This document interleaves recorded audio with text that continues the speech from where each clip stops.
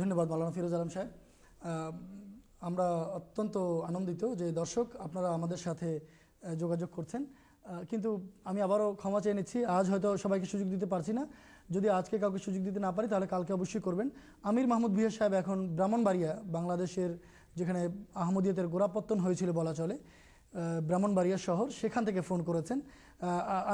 আমির মাহমুদ সাহেব, আপনি কি বলতে চাচ্ছেন? আসসালামু আলাইকুম।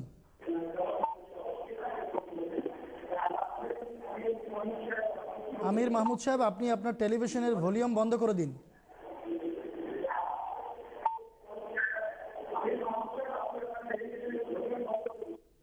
আপনি কি শুনতে পাচ্ছেন? ওয়ালাইকুম আসসালাম। জি, আপনি কি প্রশ্ন করতে চাচ্ছেন? আমি আসলে আসলে প্রশ্নের যে বিষয়টা মানে আমাদের কাছে আসে আর কি, আমরা আপনার কথা বুঝতে পারছি না, আপনি যদি একটু জোরে বলতেন তাহলে ভালো হতো। যেমন একটু মৌলানা আমাকে প্রশ্ন করলাম যে আমরা আল্লাহ তাআলাকে সরাসরি দেখতে চাই, এই বিষয়টা কি? আল্লাহ তাআলার অস্তিত্বের প্রমাণটা কোরআন হাদিসের আলোকে সুনির্দিষ্টভাবে একটু জানতে চাইছিলাম। ধন্যবাদ আমির মাহমুদ সাহেব, অনেক ধন্যবাদ। মোহতারাম মাওলানা সাহেব, দয়ের কাছে আমি প্রশ্ন করব যে আমির মাহমুদ সাহেবের প্রশ্নের উপর যদি কিছুটা আলোকপাত করেন। আরিনাল্লাহ জাহরাতান, এই দাবি অনেক পুরনো। আমাদেরকে আল্লাহ তাআলা সশরীরে দেখান। সুবহানাল্লাহ, আল্লাহ তাআলাকে এই চর্মচক্ষে দেখা সম্ভব নয়। অতএব ভাই আমির হোসেন সাহেব, সীমাবদ্ধ এক জীব, সে অসীমকে কিভাবে দেখতে পারে? এটা যে কোনো ব্যক্তির কাছে আমাদের প্রশ্ন। তবে তার কাজ দিয়ে, তার কর্ম দিয়ে, তার লক্ষণাবলী দিয়ে তাকে চেনা যায়। এক বেদুইন বলেছিল যে যখন তুমি গোবর দেখো কোনো জায়গায় পড়ে আছে, তখন তুমি জানতে পারো যে এখান থেকে উট হেঁটে গেছে। পায়ের চিহ্ন দেখো, তুমি জানতে পারো কিছুক্ষণ আগে এখানে এক পদচারী বা পথচারী পথ পার হয়েছে। এই বিশাল বিশ্বজগৎ, এই বিরাট বিশ্বজগৎ এবং তার মধ্যে যে শৃঙ্খল, যে নিয়ম শৃঙ্খলা, এটা কি এক মহাস্রষ্টার দিকে ইঙ্গিত করে না? আফিল্লাহি শাক্কুন ফাতিরিস সামাওয়াতি ওয়াল আরজ, আল্লাহ সম্বন্ধে সন্দেহ, অথচ তিনি আকাশ এবং পৃথিবীর স্রষ্টা, একক স্রষ্টা। 24 ঘন্টা একটা দিন, 365 ঘন্টা, 365 দিন 6 ঘন্টা একটি বছর। আর প্রত্যেকটি সৌরজগতের বিবর্তন এবং তার নড়া এবং তার গতি এবং গ্যালাক্সিদের গতি, এই সব কিছু ইঙ্গিত করছে এক মহাবিশ্বের মহাস্রষ্টার দিকে। আপনার ভেতরেও আল্লাহ তাআলার অস্তিত্বের প্রমাণ আছে। আল্লাহ তাআলার যে অনুগ্রহ আপনার প্রতি আছে সেই দিকে লক্ষ্য করলে আল্লাহর অস্তিত্বের প্রমাণ অবশ্যই পাবেন। আর সর্বোপরি দোয়া করে আল্লাহ তাআলার কাছ থেকে আল্লাহর নিদর্শন নিতে পারবেন। আল্লাহ তাআলা বলেছেন, উদউনি আস্তাজিব লাকুম, আমাকে ডাকো আমি তোমাদের ডাকে সাড়া দিব। কোটি কোটি মানুষ এভাবে আল্লাহকে চিনছে। আহমদিয়া জামাতের আবাল বৃদ্ধ বনিতা সাক্ষ্য দিচ্ছেন যে আল্লাহ আছেন, আল্লাহ আমাদের ডাক শুনেন। তার ডাক শোনা, তার অনুগ্রহ, তার অস্তিত্বের প্রমাণ। এইভাবে আল্লাহকে দেখার চেষ্টা করুন। আল্লাহ তাআলা আমাদের সবাই সহায় হন। ধন্যবাদ মাওলানা আউয়াল সাহেব। সংক্ষেপে বলার জন্য আপনাকে আবারও আমি ধন্যবাদ জানাচ্ছি। আমাদের হাতে মাত্র কয়েক মিনিট সময় রয়ে গেছে।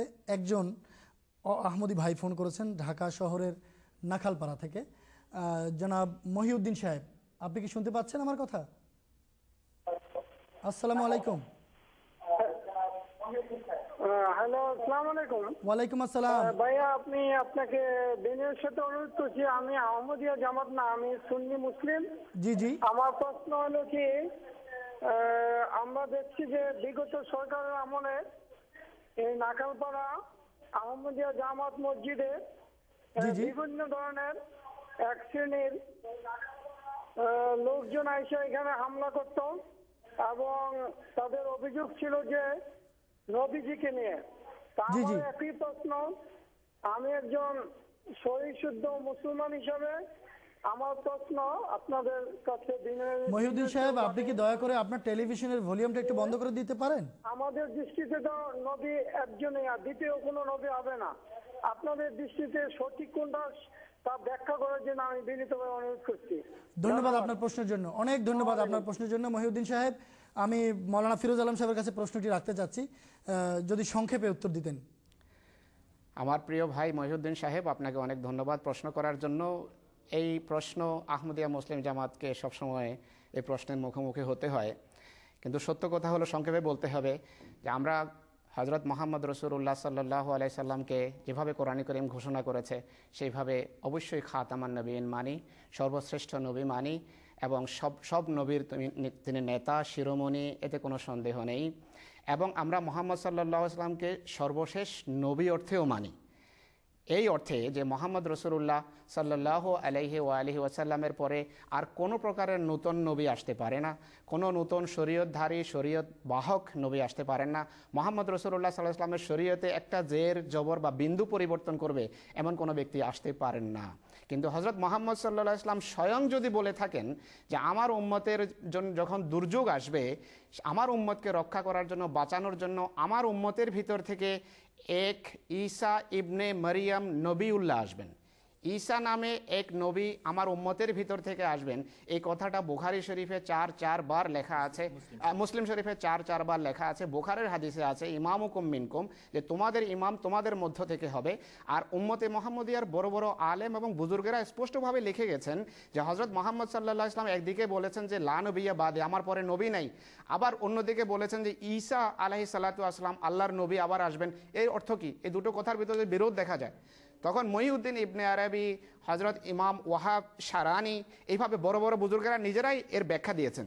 তারা বলেছেন যে এর অর্থ হলো খাতামান নবীন মোহাম্মদ রসুল্লাহর পর নতুন কোনো নবী আসবে না, কিন্তু হজরত মোহাম্মদ সাল্লাল্লাহু আলাইহি ওয়াসাল্লামের শিক্ষার অধীনে, তার শরীয়তের অধীনে, তার ধর্মকে পুনর্জীবিত করার জন্য তার দাসদের মধ্য থেকে, মুসলমানদের মধ্য থেকে উম্মতি এবং জিল্লি মোহাম্মদ রসুল্লাহ ছায়া নবী হিসাবে অবশ্যই নবী আসবেন এবং নবুয়তের রাস্তা খোলা আছে। এটা আমি বলছি না, হজরত মহিউদ্দিন ইবনে আরবি, যাকে আপনারা মুজাদ্দিদ মানেন, আব্দুল ওয়াহাব শারানি সাহেব, তিনি লিখেছেন, এবং আরও অনেক বুজুর্গের এই ধরনের উক্তি আছে। হযরত আয়েশা রাদিয়াল্লাহু আনহা স্বয়ং বলেছেন যে তাকে খাতামান নবীন অবশ্যই বলো, কিন্তু এই কথা বলবে না যে মুহাম্মদ সাল্লাল্লাহু আলাইহি ওয়াসাল্লামের পরে কোনো নবী নাই। এবং বড় বড় বুজুর্গেরা এরও অর্থ করেছে, তারা বলছে এর অর্থ হলো মুহাম্মদ রাসূলুল্লাহর পর শরীয়তধারী শরীয়ত বাহক কোনো নবী আসবে না, কিন্তু শরীয়তবিহীন দাস অনুগত নবী অবশ্যই আসতে পারে।